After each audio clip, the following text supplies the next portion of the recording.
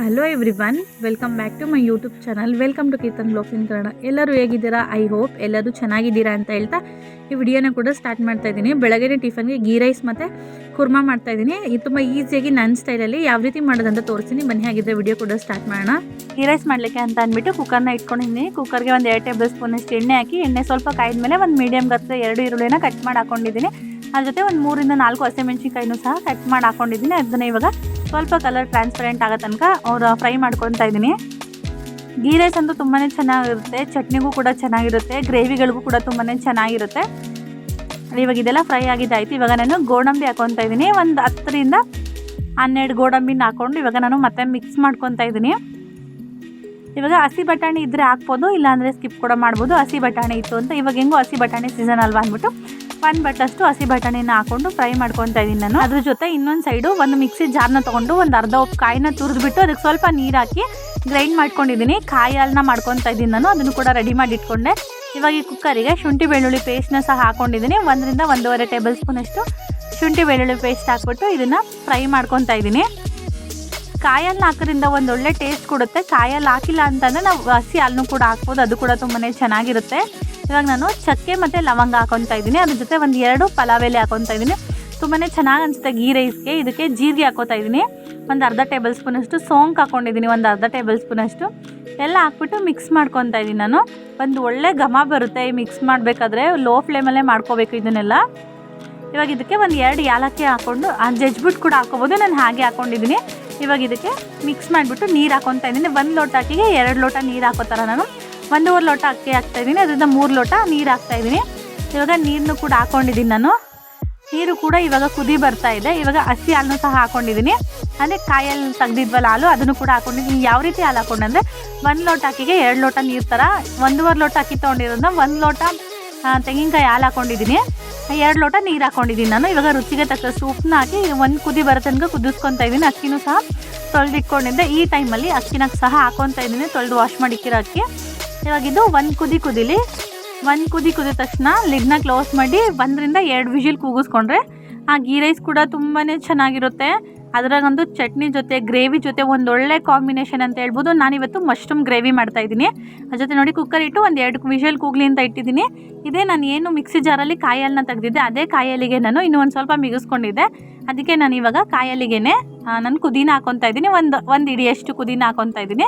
ಒಂದು ಅರ್ಧ ಕಟ್ಟಲ್ಲಿ 1/4 ಕಟ್ಟಷ್ಟು, 1 ಇಡಿಯಷ್ಟು ಕೈಯಲ್ಲಿ ಮುಷ್ಟಿ ಮಾಡಿ ಹಿಡಿದ್ರೆ 1 ಇಡಿಯಷ್ಟು ಕೊತ್ತಂಬರಿ ಸೊಪ್ಪು ಸಹ ಹಾಕ್ಕೊತಾ ಇದ್ದೀನಿ ನಾನು. ಇದು ಗ್ರೇವಿಗೆ ನಾನು ಮಾಡಿ ತೋರಿಸ್ತಾ ಇರೋದು. ಇವಾಗ ಗೀ ರೈಸ್ ಕೂಡ ರೆಡಿಯಾಗಿದೆ ಅಲ್ವಾ, ಕೂಗೋಷ್ಟೊತ್ತಿಗೆ ಗ್ರೇವಿ ಕೂಡ ಮಾಡ್ಕೊತಾ ಇದ್ದೀನಿ ನಾನು. ಇವಾಗ ಕೊತ್ತಂಬರಿ ಸೊಪ್ಪೆಲ್ಲ ಹಾಕಿದ್ದಾಗಿದೆ. ಇವಾಗ ಟೊಮೊಟೊ ಹಾಕ್ಕೊತಾ ಇದ್ದೀನಿ. 2 ಟೊಮೊಟೊ ಹಾಕ್ಕೊತಾ ಇದ್ದೀನಿ. 1 ಗೆಡ್ಡೆ ಈರುಳ್ಳಿನ ಹಾಕ್ಕೊತಾ ಇದ್ದೀನಿ ನಾನು. ಇವಾಗ ಇದಕ್ಕೆ ಗಸಗಸೆ ಸಹ ಹಾಕ್ಕೊತಾ ಇದ್ದೀನಿ. ಒಂದು ಅರ್ಧ ಟೇಬಲ್ ಸ್ಪೂನಷ್ಟು ಗಸಗಸೆ ಹಾಕ್ಕೊಂಡಿದ್ದೀನಿ ನಾನು. ಇವಾಗ ಇದಕ್ಕೆ ಸ್ವಲ್ಪ ನೀರು ಹಾಕಬೇಕು. ನೀರು ಹಾಕ್ಬಿಟ್ಟು ಒಂದು 2 ರಿಂದ 3 ಹಸಿಮೆಣ್ಸಿನ್ಕಾಯಿ ಹಾಕ್ಕೊತಾ ಇದ್ದೀನಿ. ಇದು ಗ್ರೀನ್ ಕಲರ್ ಬರೋದಕ್ಕೋಸ್ಕರ ನಾನು ಹಸಿಮೆಣ್ಸಿನ್ಕಾಯಿ ಹಾಕ್ಕೊತಾ ಇದ್ದೀನಿ. ಒಂದು ಅರ್ಧ ಟೇಬಲ್ ಸ್ಪೂನಷ್ಟು ಶುಂಠಿ ಬೆಳ್ಳುಳ್ಳಿ ಪೇಸ್ಟ್ ಇಲ್ಲಾಂದರೆ ಶುಂಠಿ ಮತ್ತು ಬೆಳ್ಳುಳ್ಳಿ 2 ಸಹ ಬಿಡಿಸ್ಬಿಟ್ಟು ಹಾಕ್ಬೋದು. ಇವಾಗ ಸ್ವಲ್ಪ ನೀರು ಹಾಕ್ಬಿಟ್ಟು ನುಣ್ಣಗೆ ರುಬ್ಕೊಂಬರ್ತಾ ಇದ್ದೀನಿ ನಾನು. ಇವಾಗ ರುಬ್ಬಿದ್ದೆಲ್ಲ ಆಗಿದೆ. ಇವಾಗ ಗ್ರೇವಿ ಕೂಡ ಮಾಡ್ಲಿಕ್ಕೆ ಇಟ್ಟಿದ್ದೀನಿ. ಮತ್ತು ಇನ್ನೊಂದು ಕುಕ್ಕರ್ ಇಟ್ಟಿದ್ದೀನಿ. ಕುಕ್ಕರ್ಗೆ ಒಂದು 2 ಟೇಬಲ್ ಸ್ಪೂನಷ್ಟು ಎಣ್ಣೆ ಹಾಕಿ, ಎಣ್ಣೆ ಕೂಡ ಕಾಯ್ದ ಮೇಲೆ 1 ಈರುಳ್ಳಿನ ಕಟ್ ಮಾಡಿ ಹಾಕ್ಕೊಂಡಿದ್ದೀನಿ ನಾನು. ಇದು ಗ್ರೇವಿಗೆ ಮಾಡ್ತಾ ಇರೋದು. 1 ಈರುಳ್ಳಿನ ಸಹ ಕಟ್ ಮಾಡಿ ಹಾಕಿ ಅದು ಕೂಡ ಫ್ರೈ ಆದಮೇಲೆ ಪಲಾವ್ ಎಲೆ ಹಾಕ್ಕೊತಾ ಇದ್ದೀನಿ ನಾನು. ಒಂದು ಸತಿ ಫ್ರೈ ಮಾಡಿದೆ. ಫ್ರೈ ಮಾಡಿದ್ಮೇಲೆ ಪಲಾವ್ ಎಲೆ ಮತ್ತು ಸೋಂಕು ಹಾಕ್ಕೊಂಡಿದ್ದೀನಿ. ಸೋಂಕು ಬೇಡ ಅಂದರೆ ಸ್ಕಿಪ್ ಕೂಡ ಮಾಡ್ಬೋದು. ಆ ಸೋಂಕು ಹಾಕಿ ಮಿಕ್ಸ್ ಮಾಡಿದ್ದೀನಿ ನಾನು. ಇವಾಗ ಇದೆಲ್ಲ ಫ್ರೈ ಆಗಿದ್ದಾಗಿದೆ. ನಾವು ರುಬ್ಬಿಟ್ಕೊಂಡಿದ್ವಲ್ಲ ಮಿಶ್ರಣ, ಅದನ್ನು ಇವಾಗ ಹಾಕ್ಕೊತಾ ಇದ್ದೀನಿ ನಾನು ಈ ಟೈಮಲ್ಲಿ. ಯಾಕಂದರೆ ಇದೆಲ್ಲ ಹಸಿದು ಹಾಕಿರೋದ್ರಿಂದ ಯಾವುದೇ ರೀತಿ ಎಣ್ಣೆಯಲ್ಲಿ ಫ್ರೈ ಮಾಡಿ ಹಾಕಿಲ್ಲ, ಹಸಿದೇ ಹಾಕಿರೋದ್ರಿಂದ ನಾನು ಈ ಟೈಮಲ್ಲಿ ಮಿಕ್ಸ್ ಮಾಡ್ಕೊತಾ ಇದ್ದೀನಿ. ಈ ಟೈಮಲ್ಲಿ ಕುಕ್ಕರ್ಗೆ ಹಾಕ್ಬಿಟ್ಟು ನಾನು ಫ್ರೈ ಮಾಡ್ಕೊತಾ ಇದ್ದೀನಿ. ಸ್ವಲ್ಪ ಹಸಿ ವಾಸನೆ ಹೋಗೋ ರೀತಿಯಾಗಿ ಫ್ರೈ ಮಾಡ್ಕೊಂಡಿದ್ದೀನಿ. ಇದು ಒಂದು 2 ರಿಂದ 3 ನಿಮಿಷ ಬಿಟ್ಟರೆ ಸ್ವಲ್ಪ ಎಣ್ಣೆ ಬಿಡುತ್ತೆ. ಎಣ್ಣೆ ಬಿಟ್ಟ ಮೇಲೆ ನಾವು ಮಶ್ರೂಮ್ ಸಹ ಹಾಕ್ತಾಯಿದ್ದೀನಿ. ಮಶ್ರೂಮ್ನ ನೀಟಾಗಿ ಚೆನ್ನಾಗಿ ಮೇಲ್ಗಡೆ ಸಿಪ್ಪೆ ಎಲ್ಲ ತೆಗೆದ್ಬಿಟ್ಟು ನೀಟಾಗಿ ಕಟ್ ಮಾಡಿ ವಾಶ್ ಮಾಡಿ ಇಟ್ಕೊಂಡಿದ್ದೆ. ಆ ಮಶ್ರೂಮ್ನು ಸಹ ಇವಾಗ ಹಾಕ್ಕೊತಾ ಇದ್ದೀನಿ ನಾನು.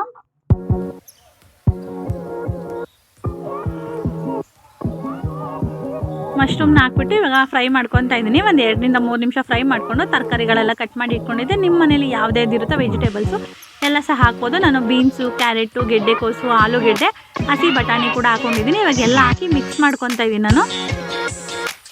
ಮಿಕ್ಸ್ ಮಾಡಿಕೊಂಡು ಒಂದು 2 ನಿಮಿಷ ಆದಮೇಲೆ ರುಚಿಗೆ ತಕ್ಕಷ್ಟು ಉಪ್ಪನ್ನ ಹಾಕ್ಕೊತಾ ಇದ್ದೀನಿ. ನಾನು ಯಾವುದೇ ರೀತಿ ನೀರನ್ನ ಆ್ಯಡ್ ಮಾಡಿಲ್ಲ. ಒಂದು 2 ರಿಂದ 3 ನಿಮಿಷ ಇದು ತರಕಾರಿ ಎಲ್ಲ ಫ್ರೈ ಆದಮೇಲೆ ನಾನು ಒಂದು ಲೋಟದಲ್ಲಿ 1/4 ಭಾಗ ಲೋಟದಷ್ಟು ನೀರನ್ನ ಹಾಕ್ಕೊತಾ ಇದ್ದೀನಿ. 1 ಗ್ಲಾಸಲ್ಲಿ ಒಂದು ಮುಕ್ಕಾಲು ಭಾಗ ಗ್ಲಾಸಷ್ಟು ನೀರನ್ನ ಹಾಕೊಂಡು ಮಿಕ್ಸ್ ಮಾಡಿ ಇವಾಗ ಖಾರದ ಪುಡಿ 1 ಟೇಬಲ್ ಸ್ಪೂನಷ್ಟು ಧನಿಯಾ ಪುಡಿ, ಗರಂ ಮಸಾಲ ಎರಡೂ ಕೂಡ 3 ಕೂಡ 1 ಟೇಬಲ್ ಸ್ಪೂನಷ್ಟು ಹಾಕಿ ಇವಾಗ ಇದನ್ನು ಮಿಕ್ಸ್ ಮಾಡ್ಕೊಂಡಿದ್ದೀನಿ. ಇದು ಲೋ ಫ್ಲೇಮಲ್ಲೇ ಕುದೀತಾ ಇರಲಿ. ಅಷ್ಟರೊಳಗಡೆ ಗೀ ರೈಸ್ ಕೂಡ ರೆಡಿಯಾಗಿದೆ. ಅದನ್ನು ಕೂಡ ಓಪನ್ ಮಾಡಿ ತೋರಿಸ್ತಾ ಇದ್ದೀನಿ ಯಾವ ರೀತಿ ಆಗಿದೆ ಅಂತ. ತುಂಬಾ ಉಡಿ ಉಡಿಯಾಗಿ ತುಂಬಾ ಚೆನ್ನಾಗಿದೆ. ನಾನು ಸೊಸೈಟಿ ಅಕ್ಕಿಯಲ್ಲೇ ಮಾಡಿರೋದು, ಅಂಗಡಿ ಅಕ್ಕಿಯಲ್ಲ ಏನು ಮಾಡಿಲ್ಲ.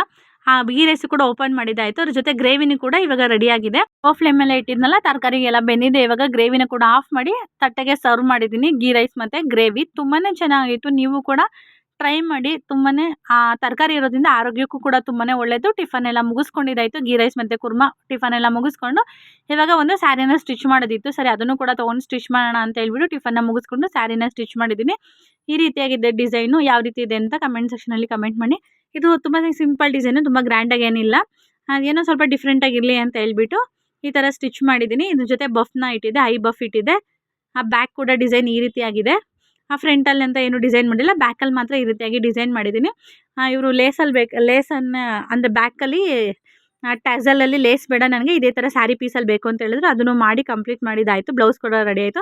ನೆಕ್ಸ್ಟ್ ಇನ್ನು ಕಾಫಿ ಟೈಮ್ ಆಯ್ತಲ್ವ, ಮಕ್ಕಳನ್ನ ಸ್ಕೂಲಿಂದ ಕರ್ಕೊಬಂದು ಕಾಫಿ ಮಾಡಿಕೊಡ್ತಾ ಇದ್ದೀನಿ ಮಕ್ಕಳಿಗೆ. ಕಾಫಿ ಜೊತೆ ಸೈಡ್ಸಿಗೆ ಏನಾದರೂ ಇರಲಿ ಅಂತ ಹೇಳ್ಬಿಟ್ಟು, ಸರಿ 3 ಮಿನಿಟ್ಸಲ್ಲಿ ಕಾರ್ನ್ ಬರುತ್ತಲ್ಲ, ಸರಿ ಅದನ್ನು ಮಾಡಿಬಿಡೋಣ ಅಂತ ಹೇಳ್ಬಿಟ್ಟು ಅದರದ್ದೇ ಒಂದು 10 ರೂಪೀಸ್ ಪ್ಯಾಕೆಟ್ನ ತಂದೆ. ಸರಿ ಅದನ್ನು ಕೂಡ ಟ್ರೈ ಮಾಡೋಣ ಅಂತ ಹೇಳ್ಬಿಟ್ಟು ಅದನ್ನು ಕೂಡ ಇವಾಗ ಕುಕ್ಕರಲ್ಲಿ ಮಾಡೋಣ, ಯಾಕಂದರೆ 3 ಮಿನಿಟ್ಸಲ್ಲಿ ಆಗ್ಬಿಟ್ಟು ಅಂದ್ಬಿಟ್ಟು ಕಾಫಿನೂ ಕೂಡ ಎಲ್ಲ ಸರ್ವ್ ಮಾಡಿಕೊಂಡೆ. ಅದ್ರ ಜೊತೆ 3 ಮಿನಿಟ್ಸ್ ಪಾಪ್ಕಾರ್ನ್ ಇದು ತುಂಬಾ ಈಸಿಯಾಗಿ ತುಂಬಾ ಬೇಗ ಆಗುತ್ತೆ ಅಂತ ಹೇಳ್ಬಿಟ್ಟು ಕುಕ್ಕರ್ನ ತೊಗೊಂಡು ಕುಕ್ಕರ್ಗೆ ಅವ್ರು ಏನು ಕೊಟ್ಟಿದ್ರು ಅದನ್ನು ಇದಕ್ಕೆ ಹಾಕ್ಕೊಂಡಿದ್ದೀನಿ. ಕುಕ್ಕರ್ಗೆ ಗ್ಯಾಸ್ ಹಚ್ಬಿಟ್ಟು ಲಿಡ್ನ ಕ್ಲೋಸ್ ಮಾಡಿದ್ದೀನಿ. ಒಂದು 2 ರಿಂದ 3 ನಿಮಿಷ ಬಿಟ್ಟರೆ ಈ ರೀತಿಯಾಗಿ ಕಾರ್ನ್ ಆಗಿರುತ್ತೆ. ತುಂಬಾ ಚೆನ್ನಾಗಿತ್ತು.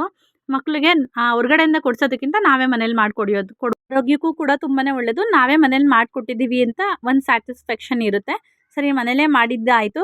ಸಂಜೆ ಟೈಮಿಗೆ ಸ್ನ್ಯಾಕ್ಸಿಗೆ ಕಾಫಿ ಜೊತೆ ಇದನ್ನು ಮುಗಿಸ್ಕೊಂಡು ನೆಕ್ಸ್ಟ್ ಇನ್ನೂ ಒಂದು ಕ್ಯಾಟ್ಲಾಗ್ ಮಾಡೋದಿತ್ತು. ಸರಿ, ಅದನ್ನು ಮುಗಿಸ್ಬಿಡೋಣ ಅಂತ ಹೇಳ್ಬಿಟ್ಟು ಕೂತಿದ್ದೀನಿ. ಕ್ಯಾಟ್ಲಾಗು ಕೂಡ ರೆಡಿ ಆಯಿತು. ನೀವು ಕೂಡ ಮನೇಲಿ ಲೇಡೀಸು ಸುಮ್ಮನೆ ಟೈಮ್ ವೇಸ್ಟ್ ಮಾಡ್ತಾಯಿದ್ರೆ ನೀವು ಕೂಡ ಮನೆಯಲ್ಲಿ ಕೂತ್ಕೊಂಡು ಅರ್ನ್ ಮಾಡ್ಬೋದು. ಯಾವುದೇ ರೀತಿ ಸ್ಯಾರಿಗಳನ್ನ ಕುಚ್ಚು ತಿಂಗಳಿಗೆ 500 ರಿಂದ 1000 ರೂಪಾಯಿ ತನಕನೂ ದುಡಿಬೋದು, 15,000 ತನಕನೂ ದುಡಿಬೋದು. ಸ್ಯಾರಿ ಆರ್ಡ್ರ್ಗಳು ಸಿಕ್ತಂಗೆ ಸ್ಯಾರಿ ಕುಚ್ಚುಗಳಿರುತ್ತೆ. ಬೇಬಿ ಕುಚ್ಚಿಂದ ಸ್ಟಾರ್ಟ್ ಮಾಡಿ ಗ್ರ್ಯಾಂಡ್ ಸ್ಯಾರಿ ಕುಚ್ಚು ತನಕನೂ ಯೂಟ್ಯೂಬಲ್ಲೇ ವಿಡಿಯೋಸ್ ನೋಡಿಕೊಂಡು ಕಟ್ಬೋದು. ನೀವು ಕೂಡ ಮನೆಯಲ್ಲಿ ಟ್ರೈ ಮಾಡಿ. ವಿಡಿಯೋ ಇಷ್ಟ ಆಗಿದ್ರೆ ಲೈಕ್ ಮಾಡಿ, ಕಮೆಂಟ್ ಮಾಡಿ, ಶೇರ್ ಮಾಡಿ, ಸಬ್ಸ್ಕ್ರೈಬ್ ಮಾಡ್ಕೊಳ್ಳಿ, ಸಪೋರ್ಟ್ ಮಾಡಿ.